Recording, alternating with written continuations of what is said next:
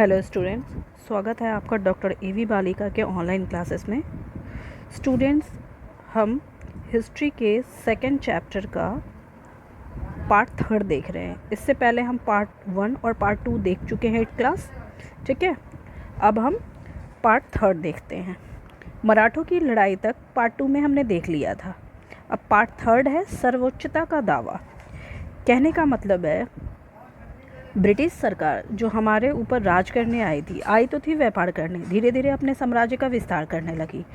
तो उन्होंने किस चीज़ का दावा किया? ये दावा किया कि हमारा जो है, हमारी व्यवस्था सबसे अच्छी है, भारतीयों से सबसे अच्छी है, इसलिए हम भारतीयों से ऊपर है और उन पर राज कर रहे हैं, ठीक है।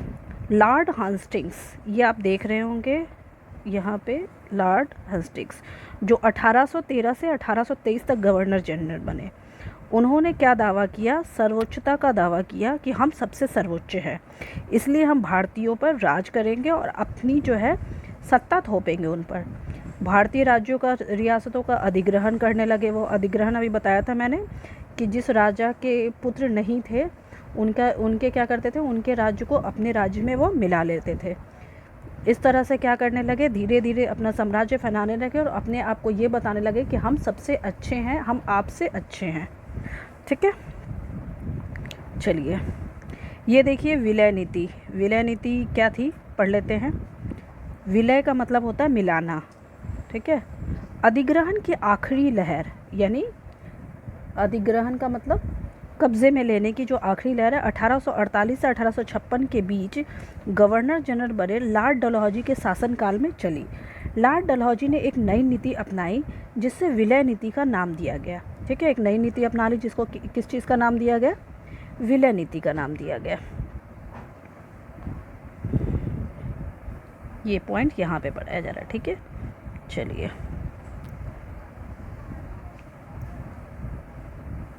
इस सिद्धांत इस तर्क पर आधारित था कि अगर किसी शासक की मृत्यु हो जाती है, उसका कोई पुरुष वारिश नहीं होता है, तो उसकी रियासत हड़प ली जाएगी। जैसा कि मैंने आपको पहले भी बताया था, इस तरह के कई उदाहरण हैं। जैसे सतारा 1848 में हड़प ली गई, संबलपुर 1850 में, उदयपुर 1852 में और नागपुर 1853 में, और इसी तरह झांसी को 1854 में अंग्रेज़ों ने अपने हाथ में ले लिया था। 1856 में कंपनी ने अवध को भी अपने नियंत्रण में ले लिया।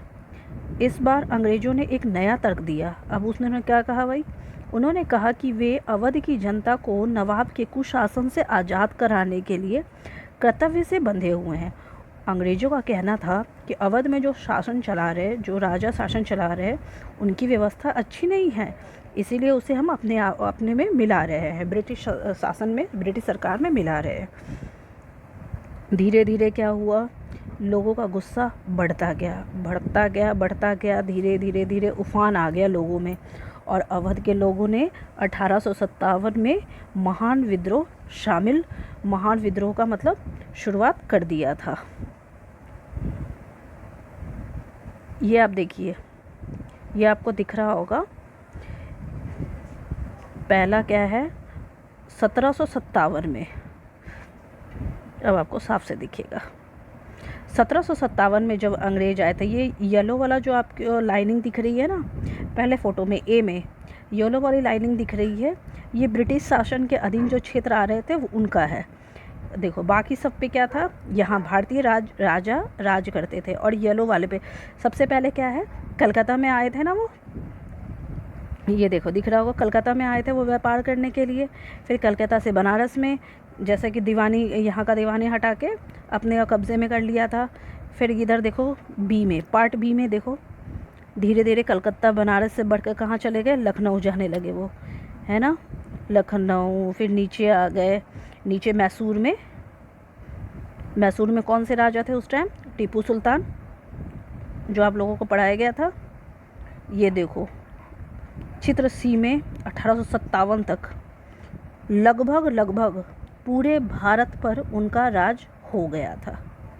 दिल्ली इसलिए लाल दिख रही है कि उस समय औरंगजेब थे ना, फिर औरंगजेब के वंशज से फिर धीरे धीरे तो उनका वंशज भी उन्होंने समाप्त कर दिया। अब नए शासन की व्यवस्था, गवर्नर जनरल वारेन हेस्टिंग्स 1773 से 1785 तक थे। गवर्नर जनरल उन बहुत सारे महत्वपूर्ण व्यक्तियों में से थे जिन्होंने कंपनी की ताकत फैलाने में अहम भूमिका अदा की थी। ठीक है, कंपनी की ताकत फैलाने में काफ़ी अहम भूमिका निभाई थी वारेन हेस्टिंग्स ने। वारेन हेस्टिंग्स के समय तक आते आते कंपनी न केवल बंगाल बल्कि बम्बई और मद्रास में भी सत्ता हासिल कर चुकी थी। ब्रिटिश इलाके मोटे तौर पर प्रशासकीय इकाइयों में बटे हुए थे जिन्हें प्रेसिडेंसी कहा जाता था। क्या कहा जाता था? मोटे मोटे तौर पे बटे हुए थे जिन्हें प्रेसिडेंसी कहा जा रहा था। उस समय 3 प्रेसिडेंसी थे, बंगाल, मद्रास और बम्बई। हर एक का शासन गवर्नर के पास होता था। सबसे ऊपर गवर्नर जनरल होता था। वारेन हेस्टिंग्स ने कई प्रशासकीय सुधार किए, कुछ सुधार भी किया उसने। न्याय के क्षेत्र में उसके सुधार खास तौर से उल्लेखनीय थे। 1772 में एक नई व्यवस्था स्थापित की गई। इस व्यवस्था में प्रावधान किया है कि हर जिले में 2 अदालत होगी, फौजदारी अदालत और दीवानी अदालत। दीवानी अदालतों के मुखिया यूरोपीय जिला कलेक्टर होते थे। मौलवी और हिंदू पंडित उनके लिए भारतीय कानूनों की व्याख्या करते थे। फौजदारी अदालतें अभी भी काजी और मुफ्ती के ही अंदर आती थी, लेकिन वे कलेक्टर की निगरानी में काम करते थे। रहता था उनके अंडर में, लेकिन किसके निगरानी में काम करते थे? वो कलेक्टर की।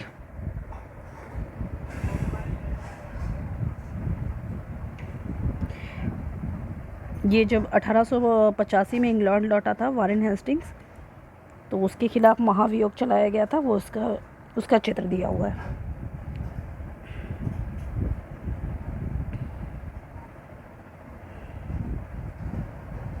एक बड़ी समस्या यह थी कि ब्राह्मण पंडित धर्मशास्त्र के अलग अलग शाखाओं के हिसाब से स्थानीय कानूनों की अलग अलग व्याख्या कर देते थे। इस भिन्नता को खत्म करके समरूपता लाने के लिए 1775 में 11 पंडितों को भारतीय कानून का एक संकलन तैयार करने का काम सौंपा गया। N.B. हॉल्डेन ने इस संकलन का अंग्रेजी में अनुवाद किया। 1778 तक यूरोपीय न्यायाधीशों के लिए मुस्लिम कानूनों की भी एक संहिता तैयार कर ली गई। हिंदू और मुस्लिम दोनों की अलग अलग कानून नियम लागू कर दिए गए। 1773 में रेगुलेटिंग एक्ट के तहत एक नए सर्वोच्च न्यायालय की स्थापना की गई। इसके अलावा कलकत्ता में अपीलीय अदालत, सदर निजामत अदालत की भी स्थापना की गई। देखो, धीरे धीरे क्या किया, प्रशासनिक सुधार करता गया। वो प्रशासनिक सुधार भी करता गया और राज्यों को अपने आप में मिलाता भी गया। भारतीय जिले में कलेक्टर सबसे बड़ा ओहदा होता था। भारतीय जिले में कौन सा ओहदा का मतलब? पोस्ट। जैसा कि नाम से ही पता चलता है, उसका मुख्य काम लगान और कर इकट्ठा करना तथा न्यायाधीशों, पुलिस अधिकारियों व दरोगा की सहायता से जिले में कानून व्यवस्था बनाए रखना होता था। इस कलेक्टर का क्या क्या काम होता था? सबसे पहले टैक्स वसूल करना। टैक्स वसूल करने के ये देखना कि सभी जिले में कानून व्यवस्था सही तरीके से लागू है या नहीं। उसका कार्यालय यानी कलेक्टर का कार्यालय कलेक्ट्रेट सत्ता और संरक्षण का नया केंद्र बन गया, जिसे पुराने सत्ता केंद्रियों को हाशिए पर ढकेल दिया गया। हाशिए पे ढकेलना, ये आपको सिविक्स में ये चैप्टर है, पढ़िएगा। कंपनी की फौज, अब हम देख लेते हैं कंपनी ने किस प्रकार की फौज अपनी खड़ी की थी। कंपनी के साथ भारत में शासन और सुधार के नए विचार तो आए, लेकिन उसकी असली सत्ता सैनिक ताकत में थी।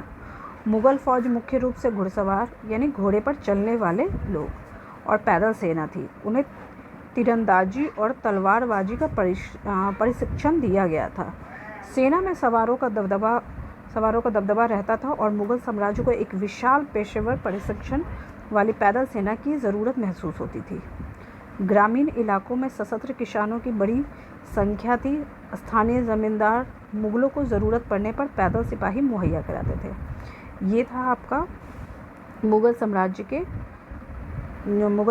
के सैनिक, जिनके बारे में बताया जा रहा है आपको।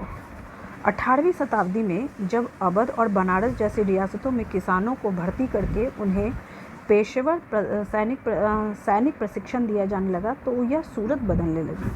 18वीं शताब्दी में अवध पर कब्जा कर लिया गया था, बनारस पर भी कब्जा कर लिया गया था। वहाँ के किसानों को सेना में भर्ती करने लगे थे, उन्हें ट्रेनिंग देने लगे थे ये लोग। ईस्ट इंडिया कंपनी ने जब अपनी सेना के लिए भर्ती शुरू की, तो उसने भी यही तरीका अपनाया। अंग्रेजी सेना अंग्रेजी अपनी सेना को सिपाही यानी क्या कहते थे, हिंदी में सिपाही, आर्मी कहते थे। 1820 के दशक से जैसे जैसे युद्ध तकनीकी बदलने लगी, कंपनी सेना में घुड़सवार टुकड़ियों की ज़रूरत कम होती थी। इसकी वजह यह थी कि ब्रिटिश साम्राज्य बर्मा, अफ़गानिस्तान और मिस्र में भी लड़ रहा था, जहां सिपाही को क्या कहते हैं, मस्केट यानी तोड़ेदार बंदूक वाले और मैचलॉक से लैस होते थे। कंपनी की सेना के सिपाहियों को बदलती सैनिक आवश्यकताओं का ध्यान रखना पड़ता था और सब पैदल टुकड़ी ज़्यादा महत्वपूर्ण होती जा रही थी। देखो, इसमें कंपनी की फ़ौज के कहने का मतलब था कि किस प्रकार से वो अपनी सेना तैयार कर रहे थे। पहले मुग़ल साम्राज्य में किस प्रकार सेना तैयार हुई, फिर किसानों को क्या क्या ट्रेनिंग दी गई, फिर धीरे धीरे किस तरह से वो अपने सैनिक का रख रखाव किस प्रकार से करते थे। 19वीं सदी के शुरुआत में अंग्रेज एक समरूप सैनिक संस्कृति विकसित करने लगे थे। सिपाहियों को यूरोपीय ढंग का प्रशिक्षण, अभ्यास और अनुशासन सिखाया जाने लगा।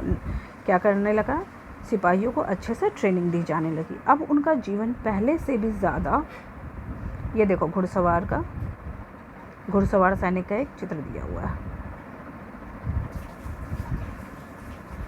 पहले से भी ज़्यादा नियंत्रित था। इस कोशिश में कभी कभी समस्याएं भी आ जाती थी, क्योंकि पेशेवर सिपाहियों की सेना खड़ा करने के चक्कर में अंग्रेज कई बार जाति और समुदाय की भावनाओं को नज़रअंदाज कर देते थे। भला लोग अपनी जातीय और धर्म भावनाओं को इतनी आसानी से कैसे छोड़ सकते थे। क्या करते थे ये लोग, ट्रेनिंग देने के या कुछ अपनी अंग्रेज जो हैं सिपाहियों को भर्ती करने के चक्कर में जाति और धर्म से खिलवाड़ कर लेते थे। ठीक है, तो इससे क्या होता था, यहाँ के लोगों को काफ़ी ठेस पहुँचती थी। सिपाही क्या महसूस करते हैं अपने जीवन में, अपनी पहचान यानी वे कौन है, इस बात के एहसास में जो बदलाव आ रहे थे उनको सिपाहियों ने किस तरह देखा। 1857 का विद्रोह हमें सिपाहियों की इस दुनिया की झलक दिखाता है। इस विद्रोह के बारे में आप अध्याय 5 में पढ़ोगे। हम अध्याय 5 में 1857 का विद्रोह पढ़ेंगे।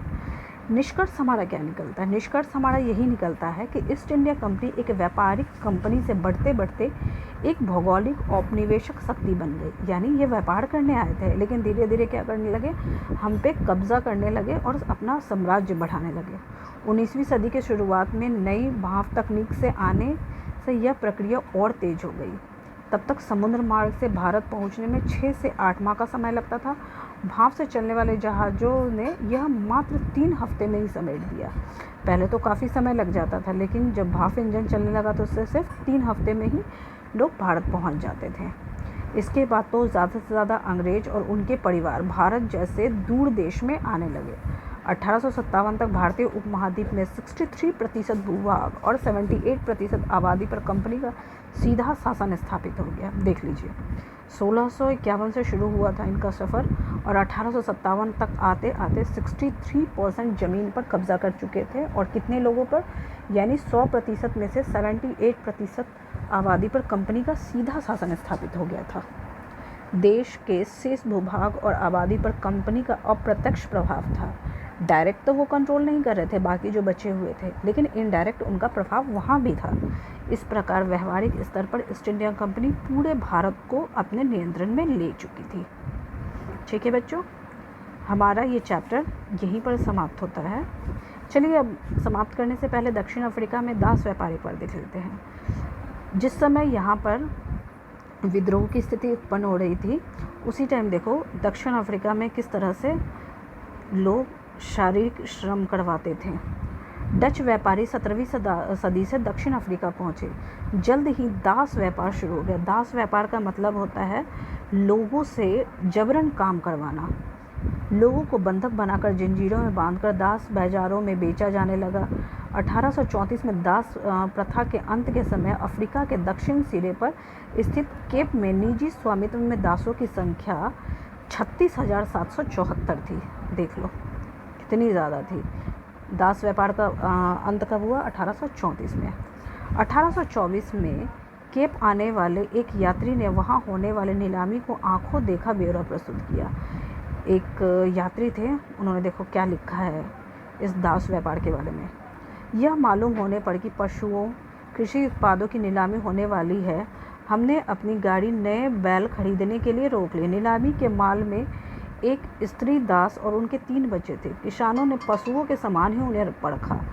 देख लो, इंसान को पशुओं के समान देखा गया था वहाँ पे। उन्हें अलग अलग खरीदारों को बेच दिया गया, माँ को अलग, बच्चे को अलग। माँ ने चिंता, वेदना और आंसू भरी आंखों से बच्चों की तरफ देखा। दुखी बच्चे व्याकुल माँ बाप से चिपक गए। यह दृश्य दिल को पिघलाने वाला था। इसके विपरीत मौजूद दर्शकों के चेहरे पर हंसते हुए एवं असंवेदनशील थे। देखा, वहाँ पे लोगों को जानवरों के साथ जानवरों जैसा व्यवहार होता था। ना बच्चे ना माँ, किसी की कोई चिंता कोई नहीं करते थे। चलिए बच्चों, हमारा ये चैप्टर यहाँ पर एंड होता है। अब हम नेक्स्ट चैप्टर में मिलते हैं।